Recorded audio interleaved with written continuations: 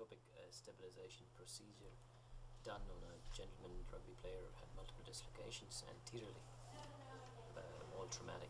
This is an intraocular view showing damage to the anterior glenoid and the damage to the labrum in the anterior inferior corner.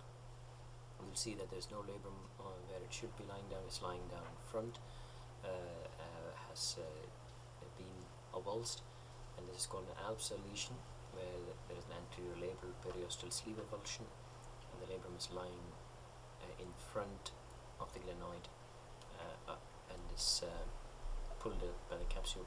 The inferior capsule is normal in this patient, but normally this is where you would look for a Hagel lesion, H-A-G-L, and it is important to determine the extent of your labral injury down to the 6 o'clock position.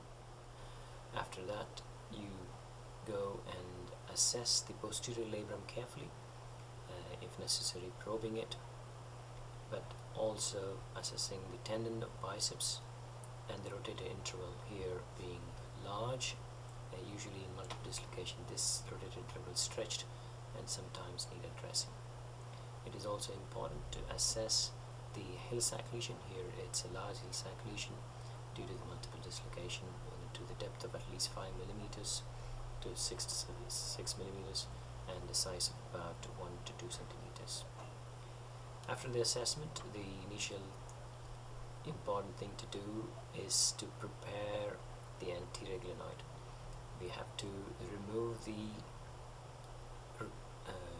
labrum which is healed in an abnormal position away from the anterior face of the glenoid, carefully releasing it without damaging it and keeping it as one piece, and making sure the release is down to the subscapular muscle belly. We need to also carefully go around the corner of the glenoid, slowly releasing the labrum. Here there is, you can see there's a little bit of bony avulsion in the labrum, and the tissue liberator has to be sharp and goes around the corner carefully. It is also important to release the 6 o'clock labrum, so it is possible for us to do a superior shift. It does also help with the medial shift of the whole capsulabral tissue onto the glenoid, which you will see in the end.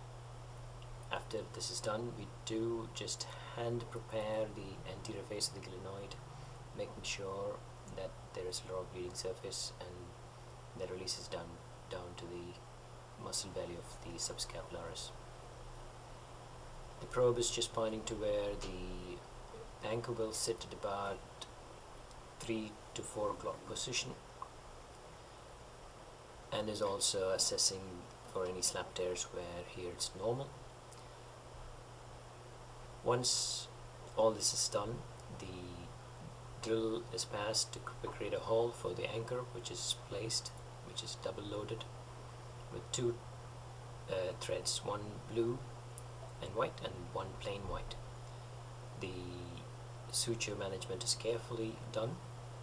The single suture is left in the cannula and is passed to the 6 o'clock position carefully, and a curved piercer called the sixters is passed into the 6 o'clock position, retrieving this suture thread from the 6 o'clock position.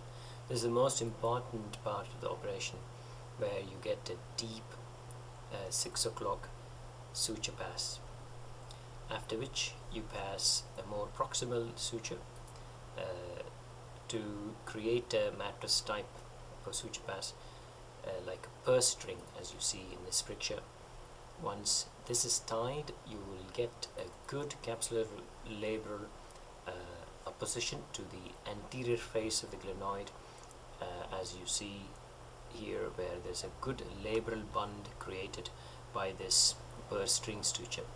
This is all that is needed in the repair for this patient and in most patients in my hands, and we have good results.